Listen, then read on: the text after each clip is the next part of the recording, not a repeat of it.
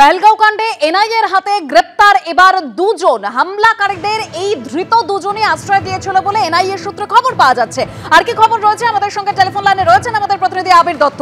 আবির, দেখো, তোমাকে জানাই যে পারভেজ আহমেদ জোথার এবং বসির আহমেদ জোথার এই যে দুই ব্যক্তিকে গ্রেপ্তার করা হয়েছে তারা পেহেলগাম হিল পার্ক অঞ্চলের বাসিন্দা।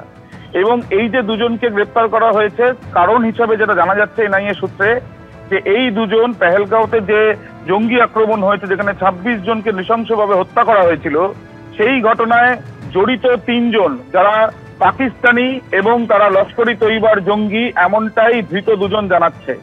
এবং এই যে দুজনকে এবার গ্রেপ্তার করা হয়েছে যারা পেহেলগাঁওর বাসিন্দা, সেই দুজন জানাচ্ছে যে ৩ জন যখন আসে এই ঘটনা বা এই আক্রমণ চালানোর আগে হিল পার্ক অঞ্চলে, কাশ্মীরের হিল পার্ক অঞ্চলে, সেখানে পেহেলগাঁওতে সেখানে তাদেরকে আশ্রয়ও দেওয়া হয়েছিল। এবং যে ৩ জন এই ঘটনার সঙ্গে যাদের যোগ রয়েছে সেই ৩ জন পাকিস্তানি এবং তারা লস্করি তৈবার জঙ্গি।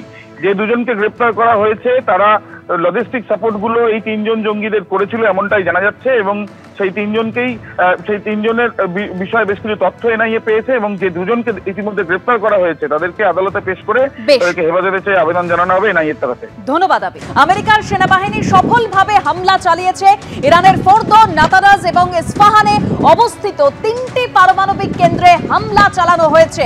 অপারেশনের পরে সমস্ত মার্কিন বিমান আপাতত ইরানের আকাশ সীমার বাইরে আছে, একেবারে এরকমই ট্রাম্পের তরফে দাবি করা হয়েছে। সেই ছবি আপনাদের সামনে রেখেছি। ইরানের পরমাণু কেন্দ্রে, অর্থাৎ ৩ পরমাণু কেন্দ্রে যে হামলা, একেবারে আমেরিকার এই যুদ্ধ, ইরান ইসরায়েলের যুদ্ধে সরাসরি এন্ট্রি, সেই হামলার সময়ের ছবি আপনারা দেখতে পাচ্ছেন।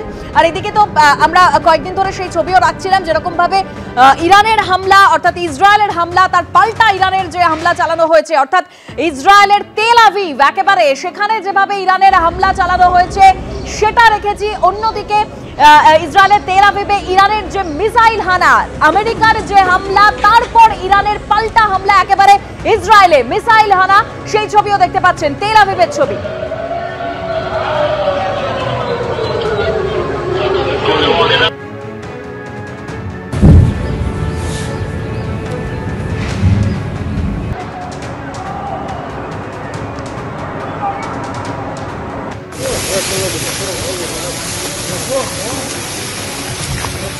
আর পরমাণু কেন্দ্রে আমেরিকার হামলার কথা স্বীকার করা হয়েছে ইরানের তরফে। স্বীকারোক্তি ইরানের অ্যাটমিক এনার্জি অর্গানাইজেশনের।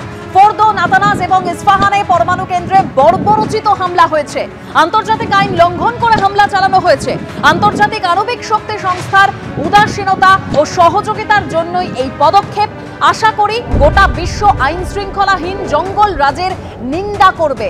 ইরানের পরমাণু কর্মসূচির অগ্রগতি থামানো যাবে না, কড়া বার্তা ইরানের অ্যাটমিক এনার্জি অর্গানাইজেশনের।